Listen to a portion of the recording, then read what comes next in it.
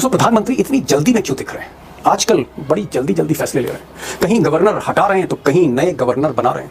राज्यसभा के जो एमपीज हैं फटाफट उनकी नियुक्तियां हो रही, नामांकन हो रहे हैं और हर जगह हर कुर्सी पर अपने खास आदमी फिट कर रहे हैं। अंतर्राष्ट्रीय स्तर पर, पार्टी के स्तर पर, देश के स्तर पर, जनता के स्तर पर चारों तरफ से दबाव में है और वो कुछ करते हुए दिखाना चाहते हैं। दोस्तों, जैसे कि हेडलाइंस आप देख चुके हैं, आगे आपको वीडियो की तरफ ले चलते हैं। इससे पहले आपको बताते चलिए कि पाकिस्तान और भारत का जो मुकाबला था, जो कशीदगी वाला मसला था, वो मुकम्मल तौर पर ख़त्म हो चुका है, रुक चुका है। लेकिन इस वक्त भारतीय मीडिया का कहना है कि मोदी हुकूमत इस वक्त ख़तरे में है।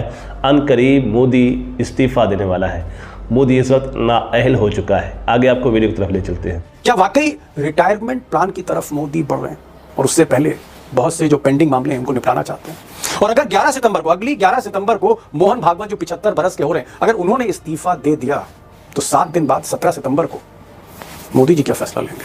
अगर उनको लगेगा कि इससे उनका फायदा हो रहा है तो वो किसी भी सीमा तक जा सकते हैं। इस्तीफे के अलावा राजनीति भी छोड़ने को कहेंगे, वो भी कर देंगे वो। और 3 दिन पहले जब मोहन भागवत का बयान आया रिटायरमेंट पर कि 75 साल में रिटायरमेंट होना ही सही है, ये जैसे ही बयान आया तो मोदी जी एकदम से हड़बड़ा गए, अलर्ट मोड में आ गए, एंजॉयमेंट मोड से अलर्ट मोड में चले गए। जल्दी जल्दी फैसले ले रहे हैं, यानी जो फाइलें मोदी जी के टेबल पे महीनों से पड़ी थी उस पर फैसला हो रहा है। और दूसरा ये कोशिश कर रहे हैं कि अपने खास आदमी को सही जगह पर बैठा सके, फिट कर सके। ये जल्दबाजी क्यों है? ये दबाव है, हड़बड़ाहट है, घबराहट है, एंजाइटी है? क्या हो गया मोदी जी को अचानक? इस समय चारों तरफ से दबाव में है। ओके, अंतर्राष्ट्रीय स्तर पर, पार्टी के स्तर पर, देश के स्तर पर, जनता के स्तर पर चारों तरफ से दबाव में है और वो कुछ करते हुए दिखाना चाहते हैं। हाँ, जल्दी में क्यों दिख रहे हैं? आजकल बड़ी जल्दी जल्दी फैसले ले रहे हैं। कहीं गवर्नर हटा रहे हैं तो कहीं नए गवर्नर बना रहे हैं।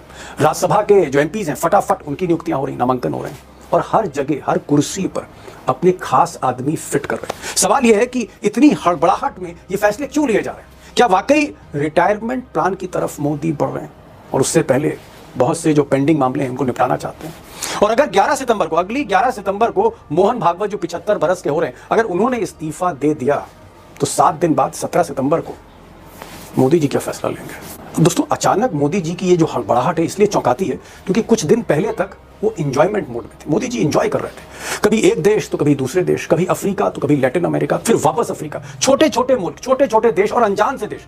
और 5-5 दिन के लिए, 7-7 दिन के लिए विदेश दौरे पर मोदी जी और उनका जहाज, यहां तक कि देश में तरह तरह की बातें होने लगी थी। कौन कौन से कंट्री, इंडोनेशिया, क्रोएशिया, तर्वेशिया, पता नहीं कहां कहां जा रहे हैं, जहां 140 करोड़ बंदा रह रहा है वहां रह नहीं रहे वो। और जिस कंट्री में जा रहे हैं उनकी आबादी कितनी? 10,000 तो भाई साहब जेसीबी देखने के लिए खड़ा हो जाता है यहाँ। जेसीबी चल रही है, जेसीबी हो।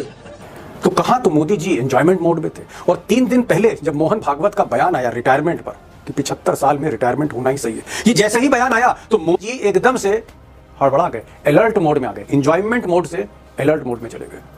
75 वर्ष की साल जब उड़ी जाती है तो उसका अर्थ यह होता है कि अब आपकी आयु हो गई, अब जरा बाजू हमको करने दो।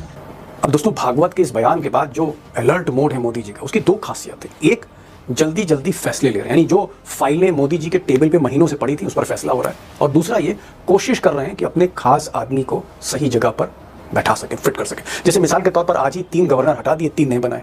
और ये जो 3 बनाए जिसमें एक लेफ्टिनेंट गवर्नर भी है, उसमें 2 आदमी अपने फिट कर दिए मोदी जी ने और 1 आदमी नायडू बाबू का फिट कर दिया। अब नायडू बाबू का आदमी तो फिट करना ही है भाई, बैसाखी पे सरकार चल रही है मोदी जी की, नायडू बाबू के रहमो करम पर। तो हुआ क्या, नायडू के खास दोस्त अशोक राजू, इनको गोवा का गवर्नर बना दिया गया। हरियाणा में मोदी जी ने प्रोफेसर आशिम घोष, वाजपेयी बीजेपी के करीबी, मोदी जी के करीबी, उनको बना दिया। और लद्दाख में बीजेपी के कविंदर गुप्ता, ये लेफ्टिनेंट गवर्नर बन गए।